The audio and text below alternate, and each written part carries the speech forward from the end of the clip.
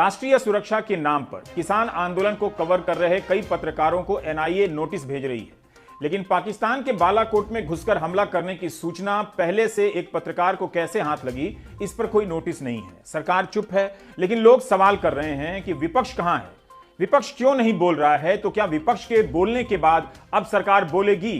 खैर, मेरा सवाल सिंपल था, इसकी व्याख्या कैसे करेंगे कि जिस मसले पर सरकार चुप है उस मसले पर चुप्पी कांग्रेस ने तोड़ी है।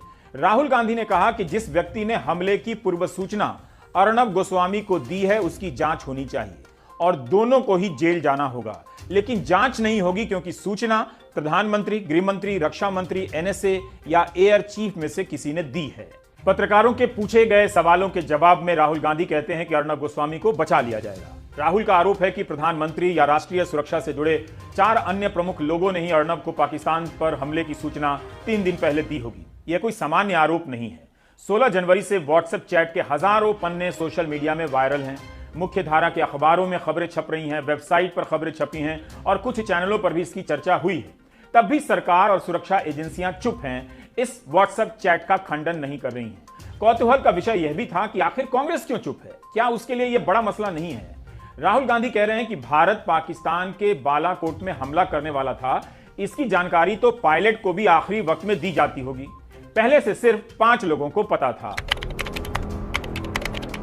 प्रधानमंत्री, रक्षा मंत्री, गृह मंत्री, राष्ट्रीय सुरक्षा सलाहकार और वायुसेना के प्रमुख, इन्हीं 5 में से किसी एक ने पत्रकार को सूचना दी थी और वह पत्रकार व्हाट्सएप पर साझा कर रहा था। मुमकिन है दुश्मन देश वह सूचना हैक कर सकता था और भारतीय वायुसेना के पायलट की जान खतरे में पड़ सकती थी या भारत की योजना फेल हो सकती थी।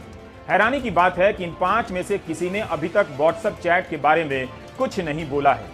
यह अगर अफवाह है या इसमें कोई आधार नहीं है तो भी इसका खंडन कर दिया जाना चाहिए था। एक वेब सीरीज में क्या बोला जा रहा है उसे लेकर एफआईआर हो रही है, बहस हो रही है, लेकिन चारों तरफ व्हाट्सएप चैट छाया हुआ है जिसमें राष्ट्रीय सुरक्षा से जुड़ी संवेदनशील जानकारियां तैर रही हैं, उसे लेकर कोई हरकत नहीं है। राहुल गांधी कहते हैं कि इन 5 में से किसी एक को और पत्रकार को भी जेल की सजा होनी चाहिए। 16 जनवरी से रिपब्लिक टीवी के मालिक और एंकर अर्नब गोस्वामी का व्हाट्सएप चैट वायरल है। आमतौर पर ऐसे मामले में संज्ञान लेने वाली संस्था एनआईए भी सक्रिय नहीं है। कम से कम मुंबई पुलिस से पूछ सकती थी कि इस चैट की सच्चाई क्या है। गृह मंत्रालय पूछ सकता था मुंबई पुलिस से या महाराष्ट्र सरकार से कि इसकी सच्चाई क्या है। देश को उसके बाद बताया जा सकता था, नहीं बताया गया। सरकार क्या इसलिए चुप थी कि विपक्ष भी इस चैट पर बोलने से संकोच कर रहा है? लेकिन लोग तो बातें कर रहे हैं। यह मामला क्या है, अब इस पर आते हैं। आप जानते हैं कि मुंबई पुलिस ने टेलीविजन रेटिंग पॉइंट टीआरपी को लेकर फर्जीवाड़े का मामला उजागर किया है। इसके तहत बार्क के पूर्व सीईओ पार्थो दासगुप्ता गिरफ्तार हैं और अभी अस्पताल में हैं। बार्क का पूरा नाम ब्रॉडकास्ट ऑडियंस रिसर्च काउंसिल है, जो रेटिंग का सैंपल जमा करती है और बताती है। इसी के नाम पर चैनलों को विज्ञापन दिए जाते हैं। अरबों रुपए का कारोबार इसी रेटिंग पर होता है। मुंबई पुलिस के अनुसार अर्नब ने पार्थो दासगुप्ता को कथित तौर पर 30 लाख रुपए दिए हैं और बदले में दासगुप्ता उनकी मदद करते रहे कि कैसे रेटिंग आ सकती है और भीतर की जानकारी देते रहे। इससे अर्नब ने फर्जी रेटिंग हासिल की और करोड़ों कमाए। इसी सिलसिले में जांच के बाद पुलिस ने 3000 पन्नों की एक रिपोर्ट फाइल की है। इन पन्नों में दासगुप्ता और अर्नब गोस्वामी के बीच की बातचीत का ब्यौरा है, व्हाट्सएप चैट है। इसी बातचीत के एक हिस्से में अर्नब गोस्वामी पार्थो दासगुप्ता से पाकिस्तान पर हमले की बात कर रहे हैं, जिसे लेकर विवाद हो गया है। बवाल नहीं हुआ है क्योंकि बवाल तो आईटी सेल के सक्रिय होने के बाद होता है। यह बातचीत कोई मामूली नहीं है। चुप्पी इतनी ही है कि आमतौर पर अर्नब के पक्ष में ट्वीट करने वाले सरकार के मंत्री भी अर्नब के लिए ट्वीट नहीं कर रहे हैं, प्रो अर्नब नहीं हो रहे हैं। अगर वे देश के लिए ट्वीट नहीं कर सकते तो कम से कम उन्हें अर्नब के लिए तो ट्वीट करना चाहिए। पत्रकारों के सवाल और राहुल गांधी के बयान के कारण यह बताना जरूरी हो जाता है कि व्हाट्सएप चैट में अर्नब गोस्वामी कथित तौर पर क्या बात कर रहे हैं। 26 फरवरी 2019 को भारतीय वायुसेना पाकिस्तान के बालाकोट में हमला करती है। देश को ऐसे बताया जाता है कि गुप्त मिशन था और पहली बार पता चला है हमले के बाद, जब मिशन पूरा हो जाता है। लेकिन अर्नब गोस्वामी को यह सूचना 3 दिन पहले से थी और वे इस बारे में पार्थो दासगुप्ता से बात कर रहे थे। अर्नब गोस्वामी 23 फरवरी को यह चैट कर रहे थे। इस चैट में अर्नब गोस्वामी कहते हैं कि हाँ, एक और बात, कुछ बड़ा होने वाला है। तब पार्थो दासगुप्ता पूछते हैं, दाऊद? अर्नब गोस्वामी कहते हैं, नहीं सर, पाकिस्तान, इस बार कुछ बड़ा होने वाला है। पार्थो दासगुप्ता कहते हैं ऐसे वक्त में उस बड़े आदमी के लिए, बिग मैन के लिए अच्छा है, तब वो चुनाव जीत जाएंगे, स्ट्राइक या उससे भी कुछ बड़ा। अर्नब गोस्वामी कहते हैं सामान्य स्ट्राइक से भी काफी बड़ा, और साथ ही इस बार कश्मीर में भी कुछ बड़ा होगा। पाकिस्तान पर स्ट्राइक को लेकर सरकार को विश्वास है कि ऐसा स्ट्राइक होगा जिससे लोगों में जोश आ जाएगा, इलेटेड हो जाएंगे, अंग्रेजी का वर्ड है, बिल्कुल यही शब्द इस्तेमाल किए गए थे। अर्नब कहते हैं राहुल गांधी ने अर्नब गोस्वामी को मिस्टर अर्नब गोस्वामी कहा। अर्नब गोस्वामी अपने शो में राहुल गांधी का नाम कैसे लेते हैं आपको पता होगा, और बहुतों को अच्छा भी लगता होगा। अर्नब इसी तरह महाराष्ट्र के मुख्यमंत्री उद्धव ठाकरे का नाम लिया करते थे। मुंबई पुलिस के कमिश्नर को किस तरह से अपने शो में नाम लेकर बुलाते थे उस पर अब आप गौर नहीं करना चाहेंगे, मगर बहुतों को अच्छा लगता था, क्योंकि दर्शकों के दिमाग के रास्ते अब बंद कर दिए गए हैं। वैसे पता नहीं अर्नब अब उद्धव ठाकरे और मुंबई पुलिस कमिश्नर परमबीर सिंह को पहले की तरह नाम लेकर ललकारते हैं या नहीं। बहरहाल व्हाट्सएप चैट में जो बातचीत हो रही है वो महज संयोग नहीं लगती है।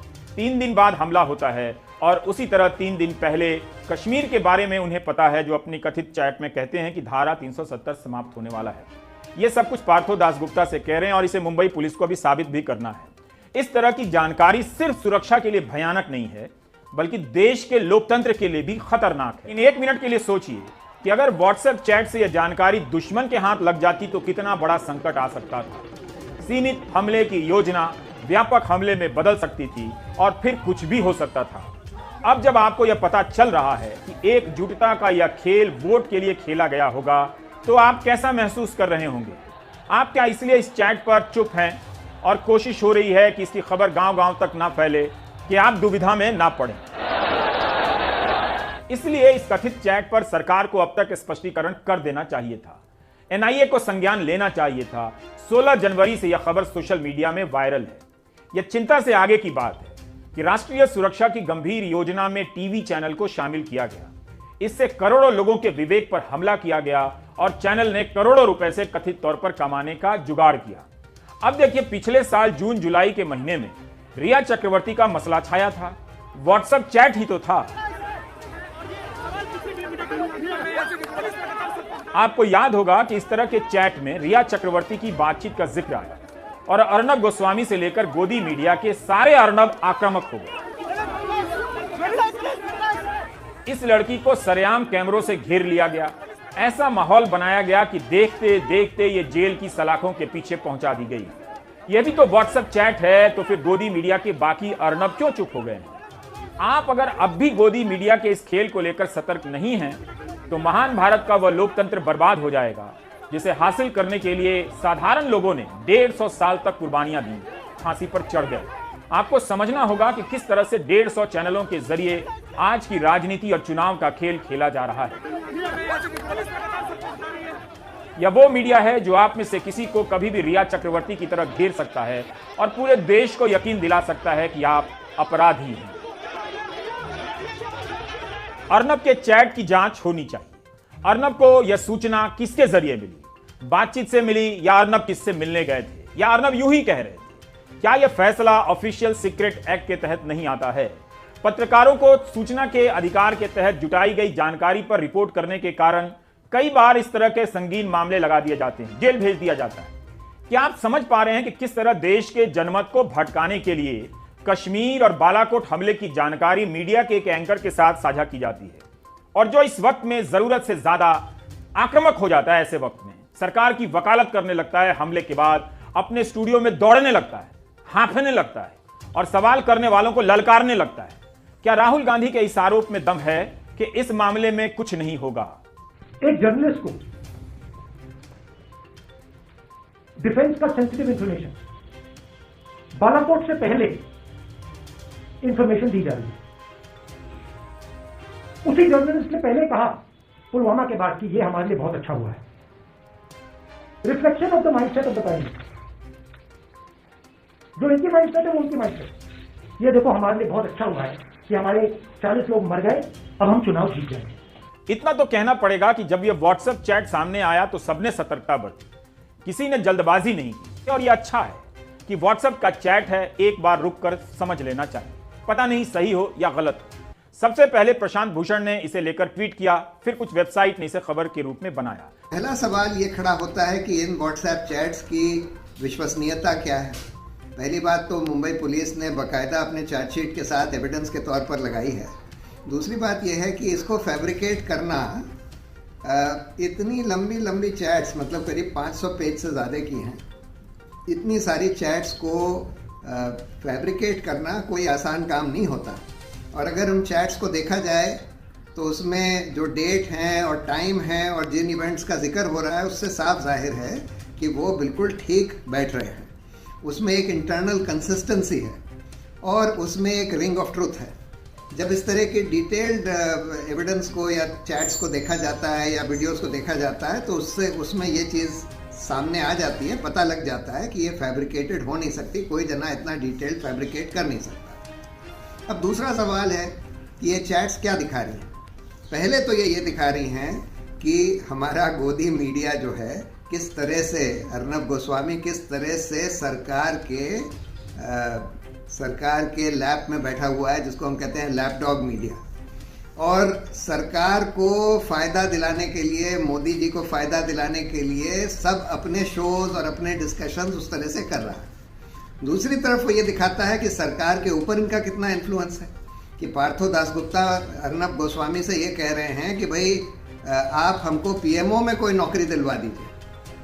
तो हर जगह जगह ये बात सामने जाहिर होती है कि सरकार और अर्नब गोस्वामी एक कोजी क्लब की तरह है, जिसमें कि अर्नब सरकार को फ़ायदा कराने के लिए अपने मीडिया का इस्तेमाल कर रहा है और सरकार उसको तरह तरह के फेवर्स दे रही है। फिर मनीष तिवारी जो कांग्रेस के नेता हैं, उन्होंने बेहद सतर्कता के साथ ट्वीट किया और उसके बाद तृणमूल की सांसद महुआ मोइत्रा ने। इन सभी ने सीधे आरोप लगाने के बजाय प्रश्नवाचक चिन्हों का इस्तेमाल किया और बाकी जवाब सरकार पर छोड़ दिया, जो आया नहीं। मनीष तिवारी का ट्वीट था कि अगर मीडिया के कुछ हिस्से में जो रिपोर्टिंग हो रही है और वो सही है तो 2019 के आम चुनाव और बालाकोट के स्ट्राइक से रिश्ता बन जाता है। क्या चुनाव के लिए राष्ट्रीय सुरक्षा का दोहन किया गया?